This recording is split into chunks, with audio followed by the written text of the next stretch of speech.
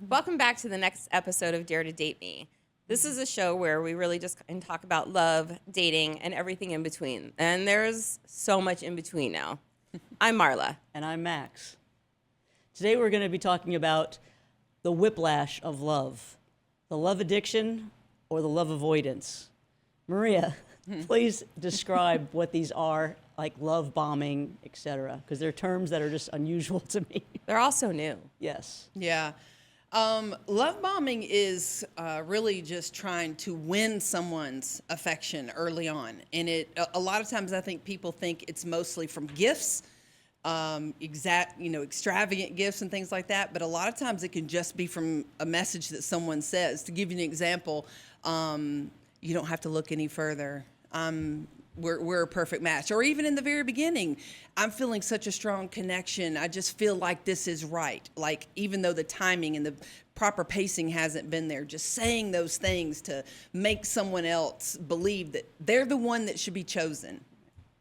That's love bombing, like love bombing. What about as you're messaging back and forth and the good morning text is not just, hey, good morning, it's good morning, sexy, good morning, beautiful, good morning, I can't wait to see you because you're so gorgeous. It's not just, hey, good morning, how's your day? Do you have a day planned? Like, what are your thoughts on that messaging? I'm all about good communication. I think that communication, first and foremost, when you're dating or in the dating stages, it does need to be consistent daily. It needs to be some kind of check-in.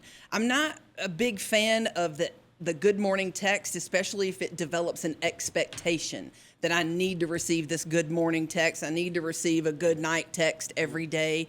It's more about the quality of the conversations that are going on. And I'll be honest with you, I'm not a fan of exaggerating features about someone's looks, calling someone sexy or beautiful or all of these things. There's plenty of time for those things to come into the relationship.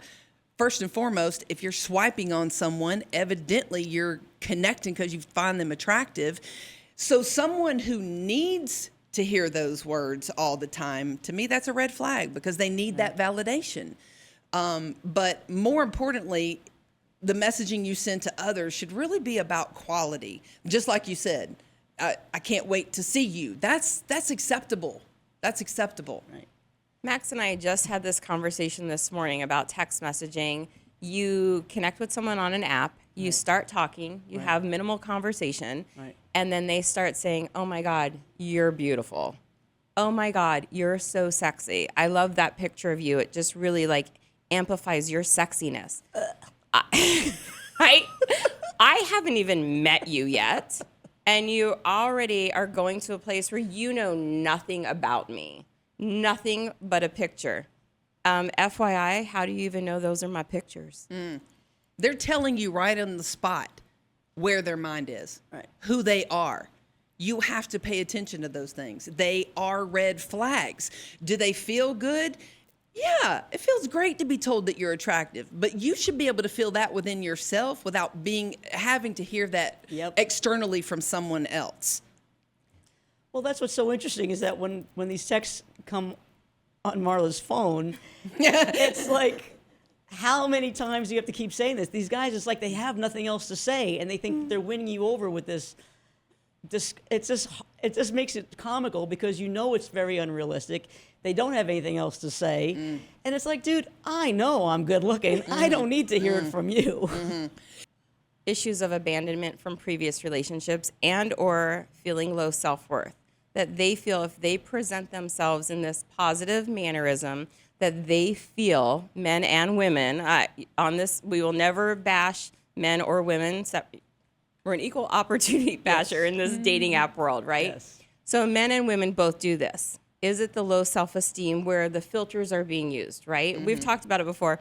I couldn't use a filter to save my soul. I literally have no idea how to do it, don't want to do it, don't need to do it. I don't really care. Because when I show up, I'm showing up as me, the same person that you met, or, that you see. And so for me, I wonder, there's a lot of women out there that use these filters that add all sorts of stuff on them, and they look amazing. But in reality, when you wake up next to that person, when you finally cross that line with them, you don't look anything like your picture. Right. It really tells a lot. And I have a client recently that she's a beautiful woman.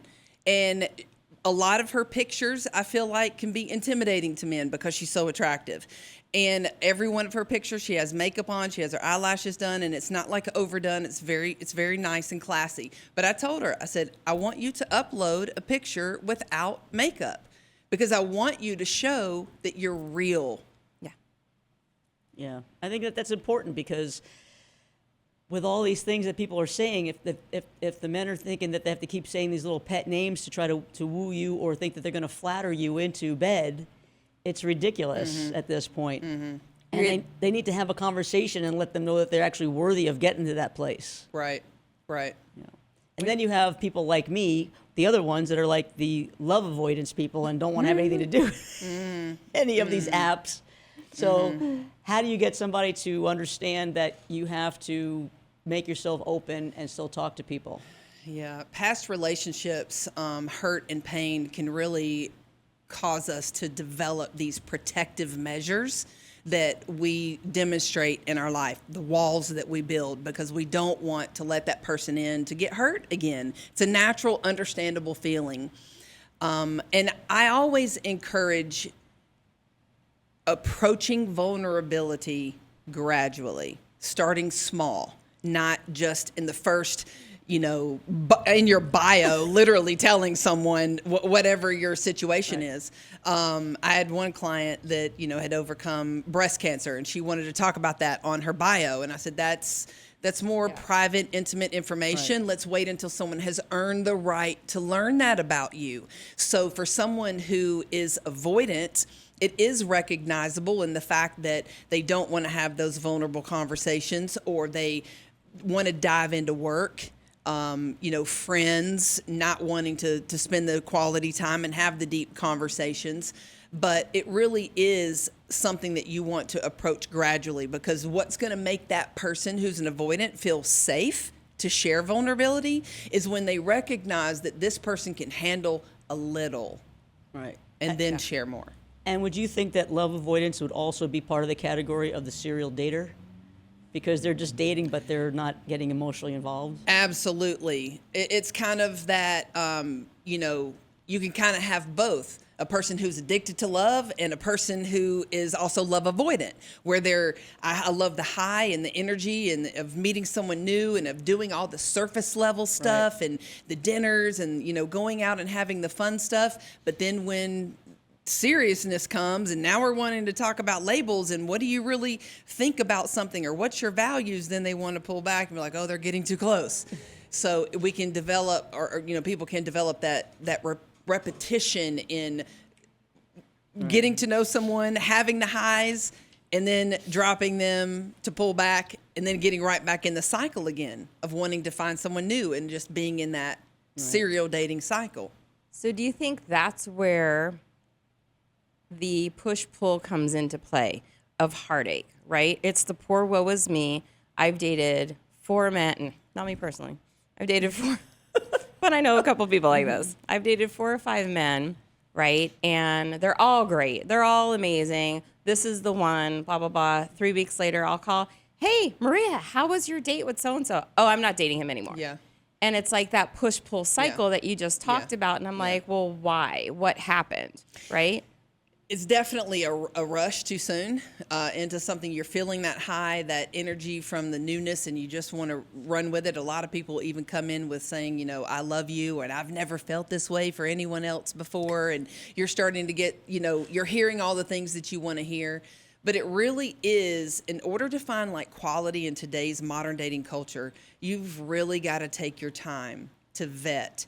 And the key is observing that behavior over time, not just in the first few weeks. Right. Because not only do you want to see that they can show up with, planning dates, and you want to see that they can be consistent before you emotionally get super excited about them. Yep. That they're truly engaged in the act of meeting and being with somebody. Yes. Long-term effort, long-term consistency, not brief things. Right. So if you were to give someone 1 or 2 pieces of advice in the love avoidance area and the love addict area, what would you say to that person? Like, and here's why I'm asking. What would you say if that person is one or the other, or possibly both? We've crossed that, right? How do you break that cycle? Because I think that's something that has to come from with them.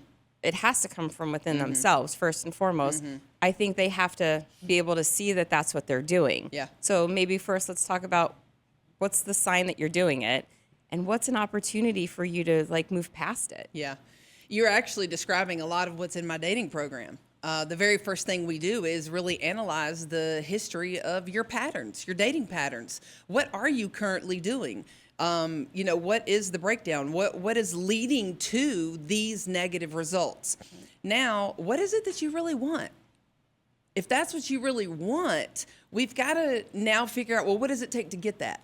And a lot of times it's creating certain boundaries that are going to keep you on the path of a healthy relationship, like the pacing, like really vetting and watching for consistency, getting real clarity on what your values are so that you're really able to identify the behavior quickly. Well, breaking a bad habit takes a lot longer than making a good one. Yeah. So that's the hard part, is being that consistency that you're talking about, because it's very easy to, oh, I'm going to do this, and then like, damn, he's hot. Yeah. Yeah. And I would say, that's part of the reason why it's helpful to have a dating coach, because you have someone who can remind you of the pattern, Right. someone that can help you stay accountable.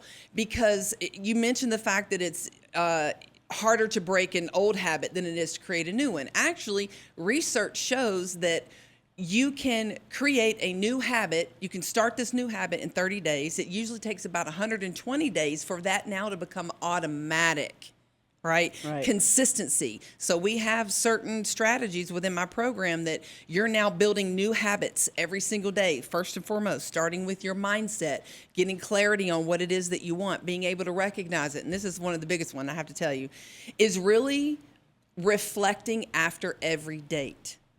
I talk about this with my clients, writing down, how did you feel during that date? Did you feel at peace? Did you feel like there was effort? Did you feel like they asked you questions to really get to know you? Did you feel rushed? Really getting clarity on the things that they showed you that you really liked, and clarity on what you didn't like, so you know to dig into the things that were concerns, right? All of this is helping you now analyze and vet the behavior, because the emotions, like we talked about, the high dopamine hits, wipes all that out. Your emotions up, overriding your logic. So having it written in a format that helps you to see clearly what is going on helps you to analyze what just happened. I love that. How long, so I love your program. How long do you work with someone after they've met their person, right? We talk about building all the right things to find your person, but I also think having you in their corner after they found the person to walk them through what happens next. Yeah. Because a lot of people out there are like, oh, I don't need any help anymore because I found my person, I'm good. Right. They're the same people that are going to boomerang right back to you in 6 months, boo-hooing. Right. Because now their person's gone, and and it goes back to the conversation we had earlier, Max. Right. What did I do wrong? Yeah. Honestly, this is an individual journey. Like, there's not really a laid out formula that works for every single person. My initial program is 8 weeks long. It helps you to identify who you are, what you want, what your current patterns are, what patterns you need to change. You have me there to walk beside you, holding your hand literally daily. I mean, more of the work that I do with people is in the conversations outside of our sessions, right in the moment when something happens. Right. Let's analyze this. What was said? What were you feeling? Why did you feel that way? What would you have normally done? Well, what should you do to get the proper response? A lot of my clients do go into a back-end program once they find and attract the quality partner, because they do want to make sure that they're not just building the foundation, but they're learning how to establish these habits over time. And I'll be honest with you, one of the key traits you should be looking for if you're wanting a high-quality partner is a growth-minded individual, because that person is going to be the one who's like, oh, yeah, I also recognize that my old pattern is flaring up. Just because you're changing these patterns doesn't mean that they're going to happen and stick, right? I've been with my partner over 4 years now, and there's things that'll flare up, and we have to, but the recognition comes fast. It's like, oh, I'm reverting back to an old pattern. I don't want to do that. Let's stop. Let's reevaluate what's the proper way to handle this situation. Let's remember and come back to reconnect. Remember what the goal is. I know what your intention is. I know you didn't mean to hurt my feelings, you know, all of those kind of things, and really mapping out those steps. So I do have some clients who, even though they find partners, we continue to work together to, because really and truly the amount of values that you can have, it's hard to identify all of them in an 8-week period. Some of them you don't even recognize until a year in, and some of them you don't recognize until conflict comes up. Well, I think for the next podcast, we're going to be talking about conflict. Yes. All right. Well, Maria, thank you for always bringing some incredible insight to our Dare to Date Me podcast about dating and relationships. Yes. I don't think there's anything out there that's scripted nowadays that says, if this happens, do this. If this happens, do this. It's so individualized. Tell me and tell us, how can our listeners find you? Because what you offer them is incredible. The best place is on Facebook. You can find me there, Maria Lynette. And anyone who listens to this podcast and reaches out to me in my private DM, I'll give them a free session. You know, we can analyze what are some of those patterns that they're following that aren't serving them right now, what new patterns they need to implement. Excellent. I love it. So again, thank you for tuning in for the Dare to Date Me podcast. I love the conversation about emotional whiplash is what I'm referring to it. I think it's really very relevant. Your insights have always been incredible. So thank you for joining us today. Please, everybody that's listening, reach out to Maria Lynette if you have any dating questions. She's a huge supporter and fan of the podcast, as we are of her as well. Thanks, everyone.